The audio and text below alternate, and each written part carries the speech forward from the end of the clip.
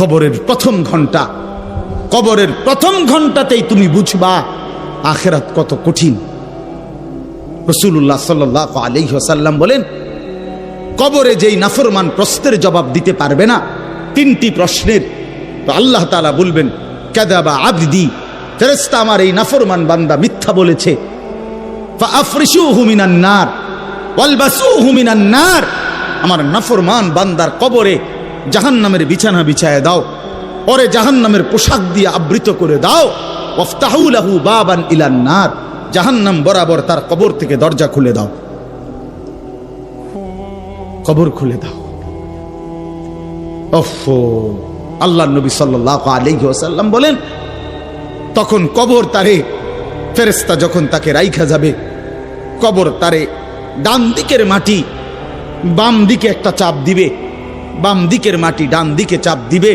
আল্লাহর কসম, নবী বলছে হাত্তা তাখতালিফা আদলাউহু, ডান পাশের হাড্ডি এবং এই পাজরের হাড্ডিগুলো করকর করে ভাঙ্গা বাম দিকে চলে যাবে, বাম দিকের গুলো ডান দিকে চলে যাবে।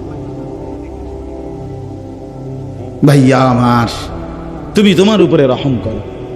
বাপ আমার, আপনাদেরকে বলি, হারামের টাকা উপার্জন কইরা, সুদের টাকা, কিস্তির টাকা, ঘুষের টাকা, ওজনে কম দেওয়া টাকা, হারাম ব্যবসার টাকা, বাটপারি সিটারির টাকা দিয়া বংশ, ফ্যামিলি, স্ত্রী, সন্তানের জন্য রাইখা যাইয়েন না। ওরা আমনেরে বরবাদ করবে, আপনি নিজেও বরবাদ হইলেন, ওরারও বরবাদ করলেন। শুধু শুধু শুধু শুধু আপনি মূল্য পৃথিবীতে কামাই রোজগারই থাকবে, আর পৃথিবীতে যেত রোজগার থাকবে আপনার ফুতেই কামাই করতে পারবো। আপনি হালাল ভাবে যে দূর পারেন করে দিয়েছে, বাকিটা আপনার ফুতে করবেন।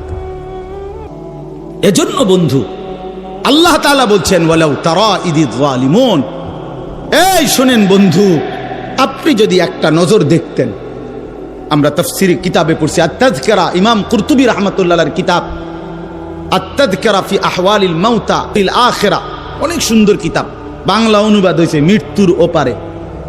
ইমাম কুরতুবীর খুব সুন্দর, অনুবাদটাও অসাধারণ। ইব্রাহিম আলাইহিস সালাম একবার আজরাইলকে বলছিল, মালাকুল মউত আজরাইল, নাফরমানের জান কবজ করবার সময় তুমি যেই চেহারাটা হয় তোমার, ওটা আমার একটু দেখাও। মালাকুল মউত আজরাইল বলছিল, হে আল্লাহর নবী, কসম আপনি এটা দেখতে চাইেন না, আপনি সহ্য করতে পারতেন না।